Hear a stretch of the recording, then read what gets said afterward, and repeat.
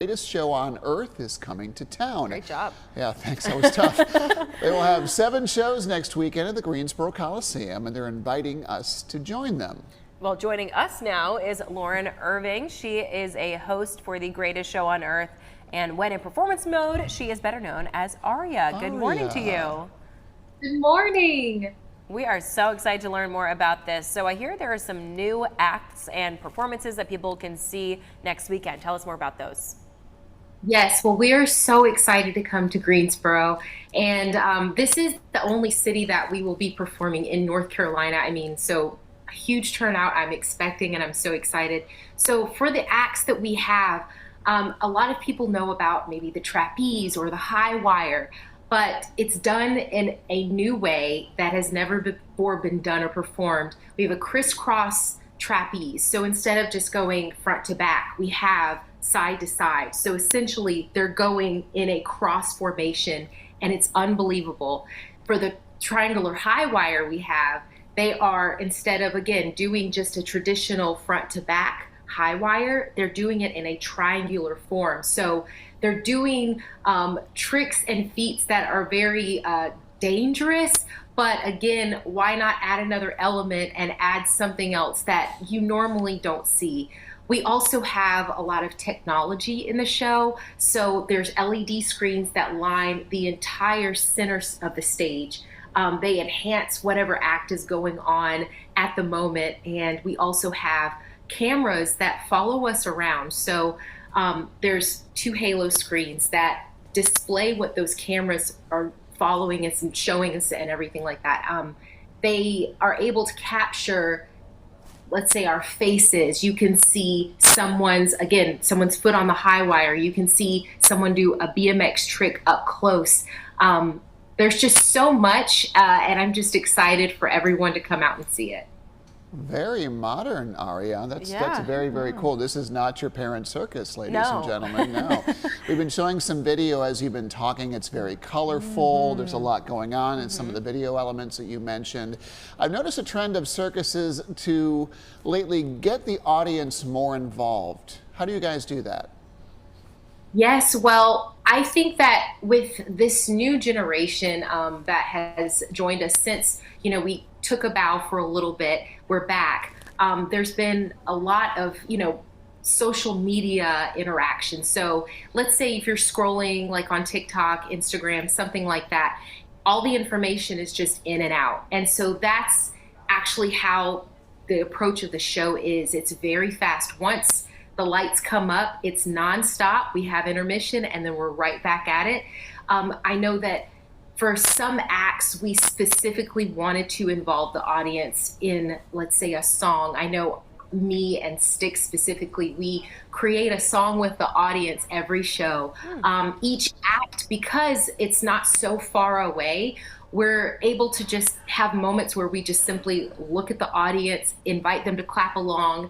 If someone walks by and they reach out a hand, they could give them a high five. But more specifically, we do want to involve the audience more. And again, with that technology, with the cameras, we're showing a lot of the audience as well. So you may see yourself on the big screen. Okay. How fun. And this is family friendly, right? How do you hope that children, kind of enjoy the show too?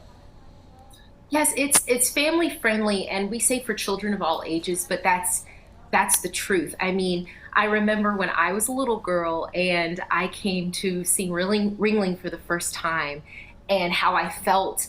I still remember the smell of the popcorn, looking at all of the acts, and it was just so inspirational to me. So I know that whenever I see families in the audience, I see that same thing in the parents.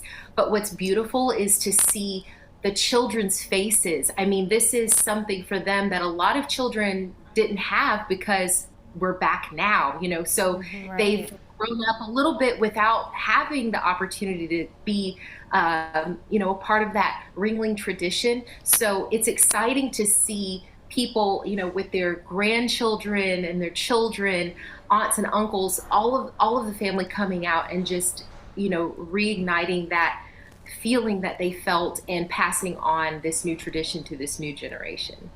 Lauren, that is so special that you get to be a part of that as well. You're talking about your experiences growing up. Now you are a host of this. Can you talk more about the trio that you are a part of and your role there?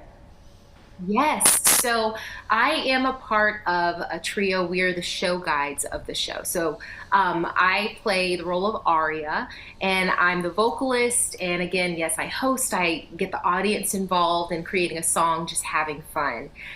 We also have Styx, who's played by Alex Stickles. He is the drummer. He brings the rhythm. Super cool. I mean, like, all of the guys just love to watch him do his thing. He literally flies in the air.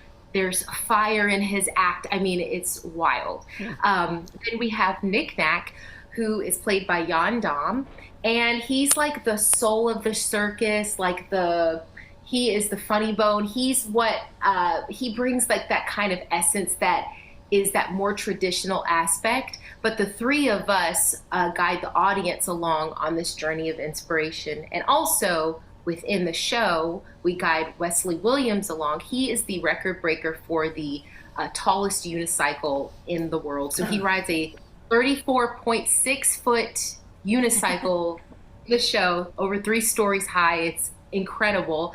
But the whole point of that is that, again, we want to go on that journey with you. It's a different approach, but it's been well received, and it's just a blessing to be able to be a part of that every night. Wow. It really is amazing to look at all this footage. I can't imagine it in person. Thank you so much for your time, and good luck to everyone involved. Mark your calendars, folks. The Ringling Brothers and Barnum and Bailey's Greatest Show on Earth will hit the Triad stage February 2nd through the 4th. There are several performances planned throughout that weekend, and it's all happening at the Greensboro Coliseum. Visit ringling.com to grab your ticket.